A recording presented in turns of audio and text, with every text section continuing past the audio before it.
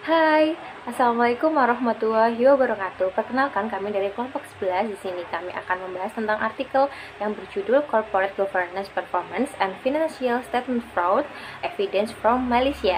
Nah, artikel ini ditulis oleh Nurul Aswin MD Nasir dan Hafiza Aisyah Hashim.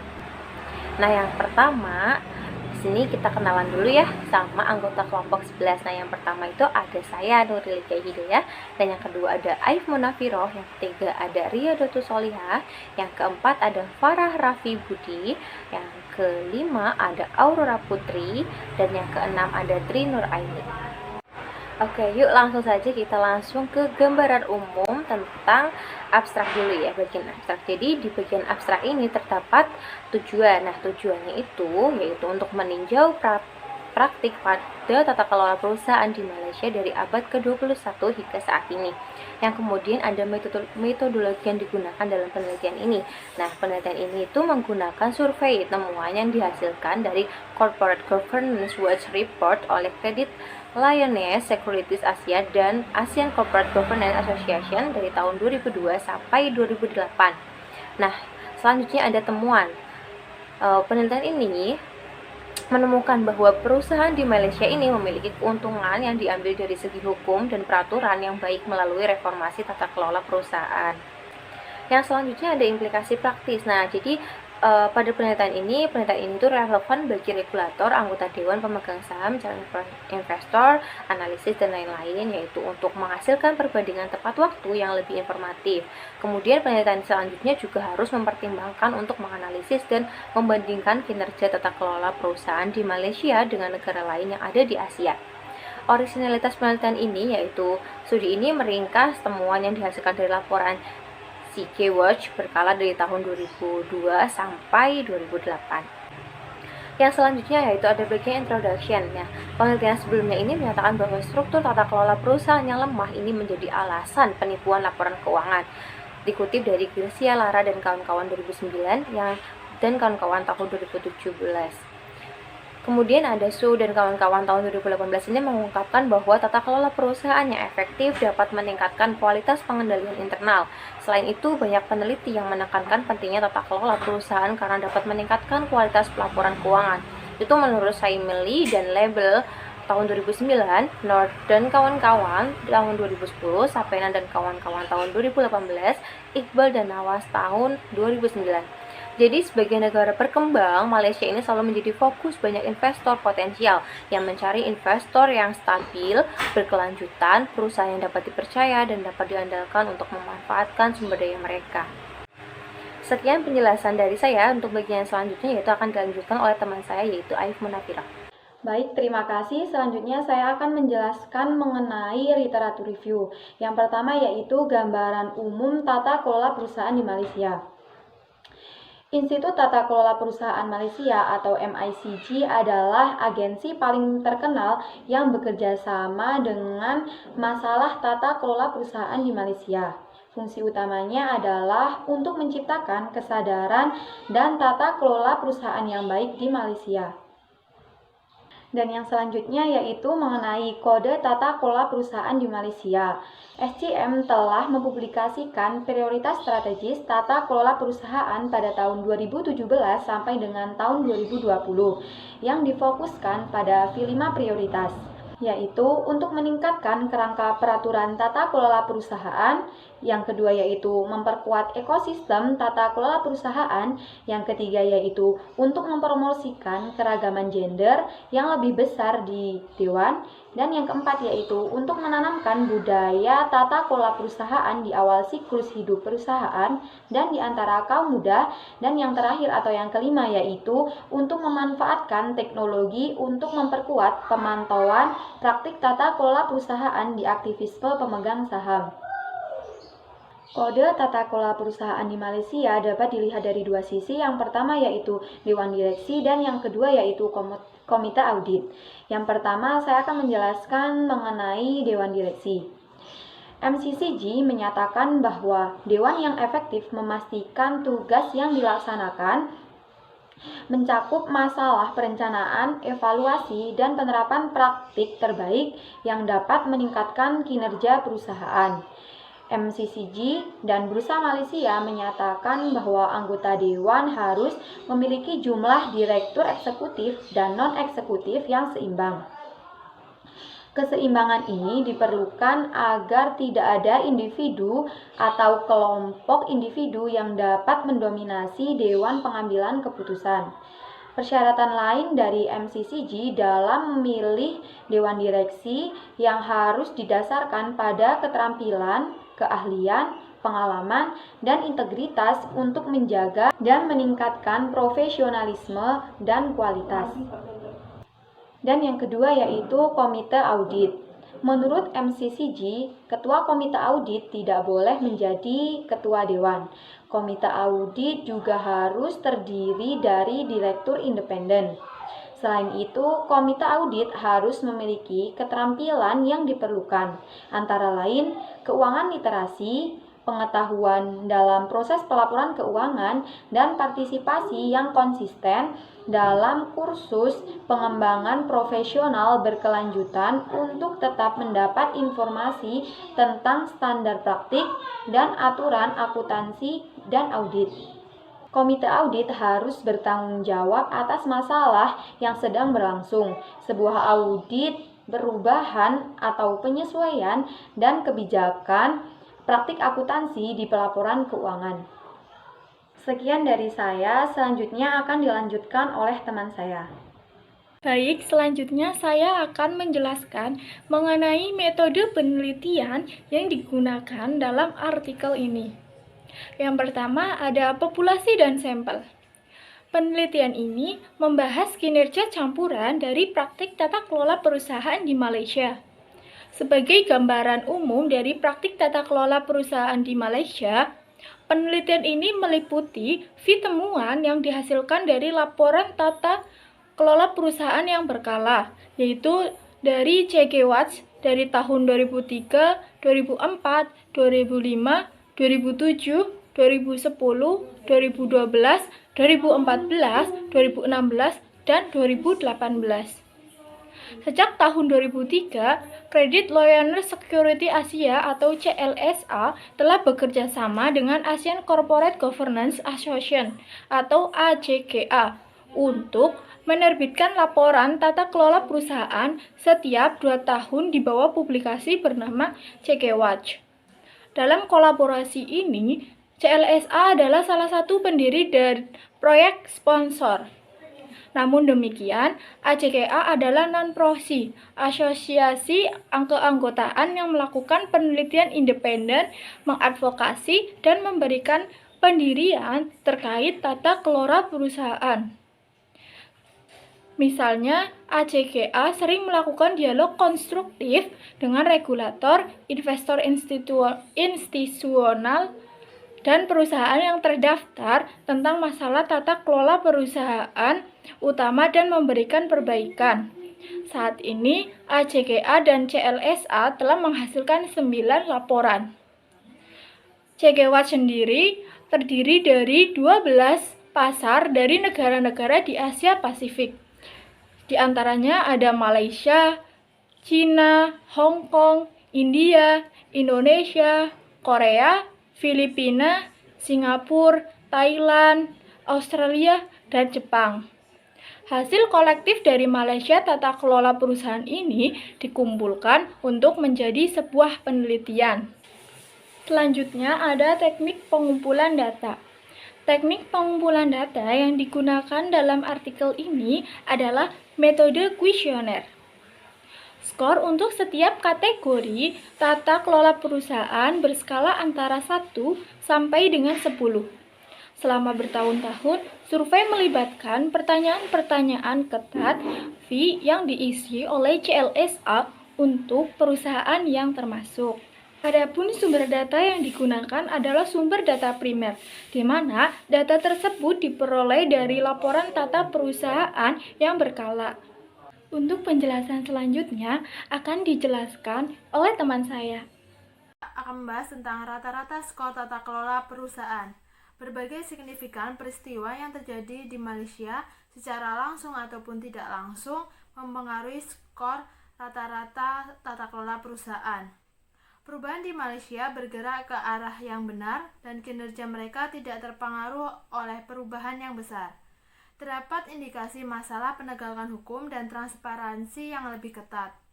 Peningkatan yang stabil menunjukkan bahwa masalah tata kelola perusahaan selalu dipantau secara ketat untuk meminimalkan hal negatif dipengaruhi terhadap operasi lain firm.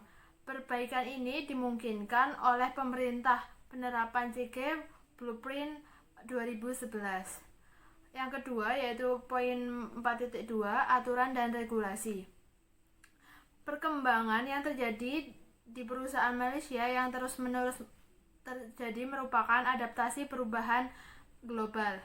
Pertumbuhan konsisten ini dipengaruhi melalui revisi berbagai peraturan termasuk peningkatan dewan direksi, komite audit, dan standar akuntansi untuk memastikan praktik tata kelola perusahaan ke arah yang benar. Selanjutnya yaitu tentang 4.3 penegakan terjadinya pernyataan penipuan dan pelanggaran hukum yang terjadi secara signifikan di Malaysia. Jadi Malaysia memiliki penegakan peraturan hukum yang lemah yang dimulai dari awal tahun 2010 hingga tahun 2018. Kenaikan skor penegakan hukum terlihat positif dan membaik. Menariknya, kenaikan ini penegakan hukum tersebut mendekati tata kelola perusahaan rata-rata. Skor ini menunjukkan tingkat kemajuan sebenarnya yang dibuat oleh regulator dalam mendapatkan investor money confidence di pasar. Selanjutnya yaitu 4.4 lingkungan politik dan peraturan. Skor lingkungan politik dan regulasi yang terjadi pada tahun 2002 hingga 2005 berada di bawah rata-rata tetapi meningkat hingga skor rata-rata tata kelola perusahaan. Peningkatan yang positif itu karena perusahaan menangani masalah transparansi dan akuntabilitas dengan serius. Karena adanya keraguan tentang sistem regulasi, maka terjadi penurunan kembali pada tahun 2007. Karena berbagai kekhawatiran berakhir pada fighting korupsi, kebebasan media, investigasi kejahatan dan penuntutan tidak terpecahkan. Skor untuk lingkungan politik dan peraturan telah turun di bawah rata-rata tata kelola perusahaan. Untuk materi selanjutnya akan dilanjutkan oleh teman saya. Oke, saya Aurora Putri Panesti. Saya akan melanjutkan presentasi dari teman saya. Oke, langsung ke poin 4.5, yaitu penerapan prinsip akuntansi yang berlaku umum internasional. Dibuktikan bahwa perusahaan di suatu negara terus berupaya untuk memastikan standar pelaporan lokal selaras dengan standar internasional. Di Malaysia, IFRS sendiri sudah dipromosikan sejak tahun 2004. Malaysia telah berada di depan dibandingkan dengan negara Asia lainnya dalam mengadopsi pendekatan internasional. Pada saat ini, penerapan IGAAP sudah stabil selama 1 dekade. Poin yang selanjutnya adalah budaya tata kelola perusahaan. Pada tahun ke-2002 dan 2003, nilai tata budaya tata kelola perusahaan sudah berada di atas nilai rata-rata. Nah, setelah 2003 ini nilai budaya tata kelola perusahaan turun di bawah rata-rata dikarenakan rendahnya penetrasi investor ke perusahaan di Malaysia. Selama tahun itu, perusahaan didorong untuk melakukan dialog yang bermakna dengan pemegang saham ataupun calon investor untuk mendapatkan kepercayaan mereka. Nah, pada tahun 2010 ini, skor ini sudah meningkat lagi dikarenakan perusahaan menawarkan lebih banyak pengungkapan, lalu adanya pemisahan dari CEO, serta adanya penerapan praktik tata kelola perusahaan yang baik. Lalu selanjutnya ada kinerja tata kelola perusahaan di Malaysia. Kita masuk ke poin diskusi yang 5.1. Di Malaysia, Badan Penegak Hukum menerapkan peraturan hukum yang serius untuk memastikan perusahaan mempraktikkan aspek tata kelola perusahaan yang layak, meskipun dalam negara keadaan krisis keuangan dan politik. Malaysia sendiri telah naik dari peringkat ke-7 pada tahun 2016 menjadi peringkat ke-4 selama tahun 2018. Peningkatan ini terjadi karena terbitan berkala yang agresif mengenai review tata kelola perusahaan, termasuk komitmen serius pemerintah dalam menangani masalah korupsi, meningkatkan kinerja regulator keuangan dan lembaga investor. Ditambah, warga negara sekarang memiliki pola pikir dan komitmen yang kuat dan praktik yang lebih baik. Dan oleh karena itu, praktik tata kelola perusahaan ditekan untuk menjadi lebih transparan, akuntabel, dan adil. Berdasarkan kategori kinerja pemerintah dan publik, Malaysia memiliki skor kinerja di bawah rata-rata kelola perusahaan selama kurang lebih 1 dekade. Meskipun demikian, skor tersebut naik di atas skor rata-rata dalam beberapa tahun terakhir. Sementara pasar lain berkinerja buruk dalam kategori ini. Peningkatan ini disebabkan oleh strategi yang kredibel dan jelas untuk reformasi tata kelola perusahaan dan komisi yang mapan, independen melawan korupsi. Seseorang tidak boleh mengabaikan hubungan antara tata kelola perusahaan dan kinerja keuangan perusahaan, menurut Iqbal dan Nawas pada penelitiannya tahun 2019. Oke, lanjutannya. Penegakan hukum, negara ini berjuang untuk mencapai skor di atas rata-rata. Lanjutan, penegakan hukum, negara ini berjuang untuk mencapai skor tata kelola perusahaan di atas rata-rata. Perlu dicatat bahwa adanya penegakan hukum yang tepat dalam menangani perilaku yang tidak diinginkan bisa dalam mempengaruhi jalannya perusahaan bersaing dan muncul. Menurut Nakpodia dan Gibet tahun 2018, selama bertahun-tahun, kinerja Malaysia lebih baik karena regulator cenderung meningkatkan penegakannya untuk mendapatkan lebih banyak daya tarik dan pendanaan baru. Sedangkan untuk kategori ketiga, yaitu lingkungan politik dan regulasi, Malaysia berjuang untuk tampil konsisten serta berbagai peristiwa terjadi. Meskipun pasar berjalan baik berdasarkan peraturan, namun ada kebutuhan untuk mengontrol pemegang saham dan merupakan tantangan untuk menjadi independen. Sehubungan dengan penerapan IJAAP, Malaysia selalu berada di atas rata-rata skor tata kelola perusahaan. Malaysia mempraktikkan regulator audit independen dalam berusaha mencapai kinerja terbaik dari kualitas audit. Terima kasih, sekian dari saya. Selanjutnya akan dijelaskan oleh teman saya, Tri. Kemudian ada telaah artikel. Jadi di telaah artikel ini pada bagian abstrak, yaitu abstrak sudah menjelaskan tujuan penelitian. Yang kedua ada abstrak sudah menjelaskan tentang desain atau metodologi atau pendekatan yang dipakai atau yang digunakan dalam penelitian ini. Yang ketiga yaitu ada abstrak sudah menjelaskan orisinalitas penelitian. Dan yang keempat yaitu secara umum abstrak ini sudah menggambarkan isi dari penelitian. Nah, bagian yang selanjutnya yaitu ada introduction. Nah, yang pertama itu belum adanya fenomena gap. Yang kedua yaitu research gap sudah ada namun masih sangat terbatas, dalam artian research gap di dalam penelitian itu kurang banyak gitu ya. Yang ketiga yaitu ada pendahuluan sudah menjelaskan terkait tujuan penelitian ini dibuat. Untuk bagian selanjutnya akan dijelaskan oleh teman saya Aif Munafiro. Baik, terima kasih. Saya akan menjelaskan mengenai telaah literatur review. Yang pertama yaitu tidak ada penjelasan mengenai grand teori. Dalam artikel ini tidak dijelaskan mengenai grand teori. Dan yang kedua yaitu penjelasan untuk masing-masing variabel cukup jelas. Namun penjelasan dalam kaitannya dengan permasalahan tidak dijelaskan. Yang ketiga yaitu hipotesis penelitian tidak disebutkan atau tidak dijelaskan dalam artikel.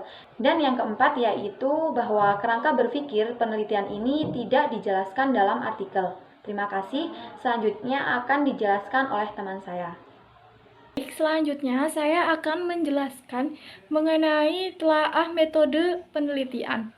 Yang pertama ada populasi dan sampel pada artikel tersebut tidak dijelaskan secara detail atau rinci, sehingga pembaca pun belum terlalu memahaminya. Yang kedua ada metode analisis data tidak dijelaskan sehingga membuat pembaca cukup sulit untuk memahami artikel ini. Yang ketiga ada alat analisis dan tahapan analisis apa saja yang digunakan tidak dijelaskan dalam artikel ini. Dan yang terakhir, Cara perhitungan kuesioner sudah dijelaskan dengan disertai alasan mengapa menggunakan cara perhitungan tersebut. Untuk penjelasan selanjutnya akan dijelaskan oleh teman saya. Telaah hasil. Yang pertama, analisis hasil sangat jelas dan rinci diuraikan oleh peneliti sehingga memudahkan untuk dimengerti. Poin yang kedua adalah asumsi dalam hal hasil sangat mudah dipahami. Dan yang ketiga adalah penjelasan interpretasi dari hasil sudah jelas diimbangi dengan penyajian diagram yang mempermudah pembaca dalam melihat hasilnya. Baik, yang terakhir adalah telaah dari bagian kesimpulan. Nah, kesimpulan dalam artikel ini sudah memaparkan hasil dari penelitian dengan rinci dan jelas, dan juga sudah menggambarkan penelitian secara garis besar. Kemudian mengenai keterbatasan dan rekomendasi, sudah terdapat saran untuk pengembangan penelitian. Itu tadi pemaparan gambaran umum dan juga telaah hasil dari artikel.